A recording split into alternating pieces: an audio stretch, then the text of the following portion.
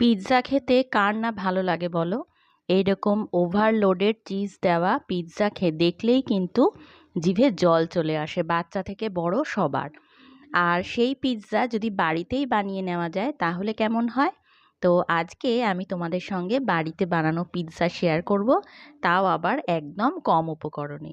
প্রথমেই দেখতেই পেলে এক বাটি সুজি নিয়ে নিলাম একটা পাত্রের মধ্যে, নর্মাল মোটা দানার সুজি। আর নিয়ে নিলাম ওই বাটিরই হাফ বাটি পরিমাণ টক দই। তো এবারে সুজি আর টক দইটাকে একটু ভালো করে মিশিয়ে নিতে হবে।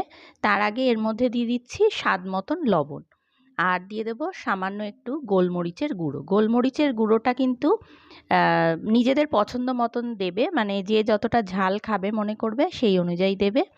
তো আমি এখানে হাফ চামচের থেকে একটু কম পরিমাণে গোলমরিচের গুঁড়ো দিয়েছি। এবারে প্রথমে এগুলোকে খুব ভালো করে মিশিয়ে নিতে হবে। একটু শুকনো শুকনো হবে ব্যাপারটা, প্রথমে ভালো করে মিশিয়ে নেব। তারপরে এতে অল্প অল্প করে জল দেব। যে টক দইয়ের বাটিটা ছিল সেই বাটিটা ধুয়েই অল্প পরিমাণেই কিন্তু আমি জল দিলাম প্রথমে, কারণ সুজিতে খুব তাড়াতাড়ি জল টেনে নেয়, ফুলে ওঠে সুজিটা। তো আমি প্রথমে অল্প পরিমাণেই জল দিলাম, দিয়ে ভালো করে এটাকে মিশিয়ে নেব জলটাকে সুজি আর টক দইয়ের সঙ্গে। তো তারপরে এটাকে একটুখানি ঢাকা দিয়ে রেস্টে রেখে দেব। এই মিনিট 5 মতন আমি এটাকে ঢাকা দিয়ে রেখে দিয়েছি। তো মিনিট 5 পরে দেখো এটা অনেকটাই কিন্তু ফুলে উঠেছে সুজিটা।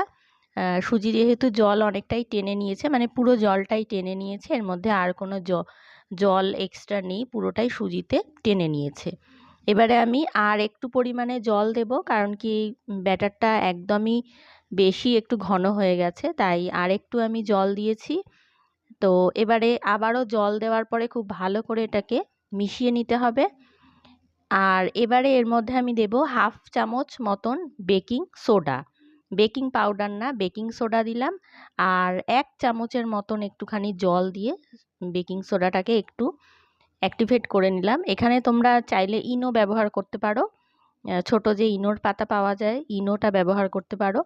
তো বেকিং সোডা দেওয়ার পরে এরকমভাবে ফেটিয়ে নিতে হবে। আর এটা কিন্তু অনেকটা ফ্লাফি হয়ে গেছে মিশ্রণটা, দেখতেই পাচ্ছ, আর একটু হালকা হালকা হয়ে গেছে। এবারে আমি ফ্রাইং প্যানের মধ্যে অল্প একটু পরিমাণে তেল দিয়ে নিলাম। এবারে তেলটাকে খুব ভালো করে এরকমভাবে ব্রাশ করে নিতে হবে ফ্রাইং প্যানের চারিদিকে। আর বন্ধুরা, এত সহজে যে পিৎজা তৈরি হয়ে যায় না দেখলে বিশ্বাস করবে না। আর মাত্র কম কিছু উপকরণ বাড়িতে যেটা সব সময় তোমাদের কাছে থাকে, সেগুলো দিয়েই কিন্তু আমি আজকে পিৎজাটা বানাবো, আর কোনো রকম ঝঞ্ঝাট ঝামেলা ছাড়াই। তো এদিকে দেখো তেলটা ব্রাশ করে ফেলেছি, আর যে সুজি টক দইয়ের মিশ্রণটা বানিয়েছিলাম সেটা খুবই আস্তে আস্তে এর মধ্যে ঢেলে দেব প্যানের মধ্যে, আর এরকমভাবে একটুখানি ছড়িয়ে দিতে হবে চারিদিকে।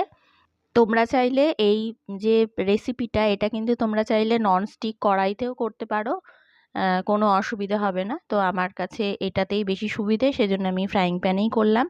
এবারে এটাকে ঢাকা দিয়ে আমি একেবারে ফ্লেমটা কমিয়ে দিয়েছি, মানে মিডিয়াম ফ্লেমে দিয়েছি, দিয়ে ঢাকা দিয়ে এটাকে আমি একটু বেক হতে দেব। তলাটা একটু বাদামি বাদামি হয়ে এসেছে, দেখতেই পাচ্ছ ওপর থেকে দেখা যাচ্ছে যে চারপাশটা কিন্তু একটু বাদামি বাদামি হয়ে এসেছে, আর খুব সুন্দরভাবে উঠে যাচ্ছে। দেখো কতটা সহজে কিন্তু এটা উঠে যাচ্ছে।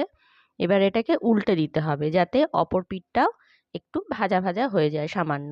তো আবারও খানিকক্ষণ পরে আমি এটাকে কিন্তু উল্টে দেব, কারণ কি আমি পিৎজার যে সাজাবো, মানে টপিংসটা দেব, সেটা এই অপর পিঠটাতে দেবো আর কি, এই পিঠটাতে দেবো, সেই জন্য আমি উল্টে নিলাম। এবারে গ্যাসের ফ্লেমটা আমি বন্ধ করে দিয়েছি। গ্যাসের ফ্লেমটা বন্ধ করে দিয়ে এর ওপরে আমি একটু সস লাগিয়ে নিচ্ছি, নর্মাল সসই আমি দিয়েছি। তোমরা চাইলে তোমাদের কাছে যদি পিৎজা সস থাকে তাহলে পিৎজা সস দিয়ে অবশ্যই এটা করতে পারো, তাহলে এটা খেতে আরও অনেক বেশি ভালো হবে। তো আমি এমনি বাড়িতে থাকা যে নর্মাল টমেটো সস সেটাই দিয়ে দিয়েছি। আর স্বাদে কিন্তু একটুও কম্প্রোমাইজ হয়নি, অসাধারণ খেতে হয়েছে। এবারে ওপরের টপিংসগুলো সেগুলো একেবারেই নিজেদের পছন্দ মতন দেবে। আমি এখানে দিয়ে দিলাম প্রথমে ক্যাপসিকাম, ক্যাপসিকামগুলোকে এরকমভাবে কেটে নিয়েছি, একটু কিউব কিউব করে কেটে নিয়েছি। আর তারপরে দিয়ে দিচ্ছি টমেটো, টমেটোটাকেও এইরকমভাবে কেটে নিয়েছি। তো এরপরে এর মধ্যে দিয়ে দেবো পেঁয়াজ, পেঁয়াজগুলোকেও ঠিক এইরকমভাবেই আমি কেটে নিয়েছি কিউব কিউব করে। এর ওপরে কিন্তু তোমরা চাইলে সয়াবিন সেদ্ধ করে একটু ভেজে ফ্রাই করে নিয়ে এর ওপর দিতে পারো, চাইলে চিকেন দিতে পারো, ডিম দিতে পারো, পনিরও দিতে পারো, যে কোনো টপিংস হিসেবে যে কোনো সুস্বাদু মানে যেটা পছন্দ করো সেগুলোই দিয়ে দেওয়া যায়। তো এখানে আমি সমস্ত ভেজিসগুলো দেওয়ার পরে ওপর থেকে বেশ অনেকটা পরিমাণে চিজ ছড়িয়ে দিচ্ছি, গ্রেট করে নেওয়া চিজ। আর এই চিজের কোনো মাপ পরিমাপ নেই, যত বেশি চিজ দেবে তত বেশি খেতে ভালো লাগবে। এটা তো সবাই জানো তোমরা, কাজে একটু বেশি করেই দেওয়ার চেষ্টা করবে, যতটা পরিমাণে দিতে পারবে আর কি। তো আমি এখানে পরিমাণ মতন চিজ দিয়ে দিলাম। এবারে ওপর থেকে আমি একটু চিলি ফ্লেক্স ছড়িয়ে দিচ্ছি। চিলি ফ্লেক্সের পরিমাণটা কিন্তু একটু বুঝে দেবে, কারণ কি যেহেতু ব্যাটারটার মধ্যে আমি গোলমরিচের গুঁড়ো দিয়েছি, সেই জন্য চিলি ফ্লেক্সটা আমি একটু কম পরিমাণেই দিয়েছি, যাতে খুব বেশি ঝাল না হয়ে যায়। আর এবারে ওপর থেকে আমি আরও একটু খানিকটা গোলমরিচের গুঁড়ো ছড়িয়ে দেব। আর এটা যেহেতু একেবারেই ঘরোয়া পিৎজা, মানে ঘরোয়া উপকরণ দিয়ে বানানো একটা পিৎজা, এখানে কিন্তু কোনো রকম প্রফেশনাল টাচ আমি দেইনি, ঘরে থাকা জিনিস দিয়েই আমি বানিয়েছি। কাজে তোমরা চাইলেই এটাকে আরও অনেক বেশি সুস্বাদু করার জন্য দিতেই পারো অরিগ্যানো, তাহলে কিন্তু এটা অনেক বেশি টেস্টি হবে আরও। তো এবারে এটাকে ঢাকা দিয়ে আরও মিনিট 5 মতন আমি কিন্তু বেক করে নিয়েছিলাম। তো এটা একেবারেই তৈরি হয়ে গেছে, এবারে এটাকে নামিয়ে নেওয়ার পালা। আর বন্ধুরা, আজকের এই যে ঘরোয়া পিৎজাটা তোমরা কিন্তু বাড়িতে অনায়াসে বানিয়ে ফেলতে পারো। খুবই কম উপকরণ আর ভীষণ কম সময় এটা হয়ে যায়। বাড়িতে সবাই কিন্তু খুব খুশি হয়ে যাবে। সন্ধেবেলার টিফিনটা কিন্তু আমাদের খুব জমজমাটি হয়েছিল, কারণ কি পিৎজা থাকলে তো আর কোনো কিছুই প্রয়োজন হয় না। তো তোমরাও অবিলম্বে বানিয়ে ফেলো, আর কেমন হলো আমাকে কমেন্টে জানাতে একেবারে ভুলো না। আর যদি আমার আজকের এই রেসিপিটা তোমাদের ভালো লেগে থাকে, তাহলে আমার এই ভিডিওটাতে একটা লাইক করে দিও।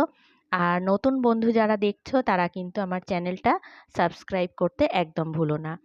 আর বেশি বেশি করে শেয়ার করো, যাতে তোমার বন্ধু বান্ধব পরিচিতদের মধ্যেও আমার ভিডিওগুলো ছড়িয়ে পড়তে পারে।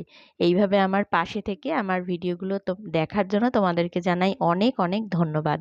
এরকম নিত্য নতুন আরও অনেক ভিডিও আমি কিন্তু আমার চ্যানেলে আপলোড দিয়েছি, সেগুলো দেখতে থেকো। তো আজকে এইটুকুই, সকলকে অসংখ্য ধন্যবাদ।